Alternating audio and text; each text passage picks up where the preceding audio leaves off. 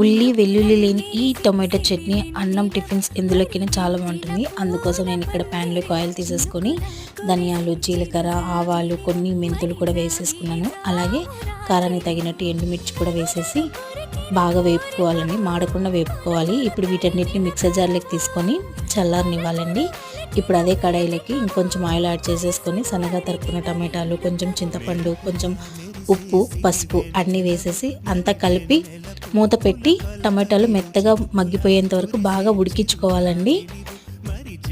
ఈ విధంగా అంతా ఉడికిన తర్వాత వీటిని కూడా బాగా చల్లారనివ్వాలండి. ఇప్పుడు మిక్సర్ జార్లోకి తీసుకున్న వాటిని మెత్తగా పౌడర్ చేసుకున్నాక ఇందులోకి చల్లార్చిన టమాటా మిశ్రమాన్ని కూడా వేసి 2-3 సార్లు పలిసిస్తే చట్నీ రెడీ అవుతుంది. ఇప్పుడు పోపు కోసం ఆవాలు, జీలకర్ర, శనగపప్పు, మినపప్పు, కొంచెం ఎండుమిర్చి, అలాగే కరివేపాకు, కొంచెం ఇంగువ కూడా వేసేసి తాలింపు పెట్టుకుంటే టమాటో చట్నీ రెడీ అవుతుందండి. ఇది వేడి వేడి అన్నంలోకి చాలా బాగుంటుంది. అలాగే టిఫిన్స్లోకి కూడా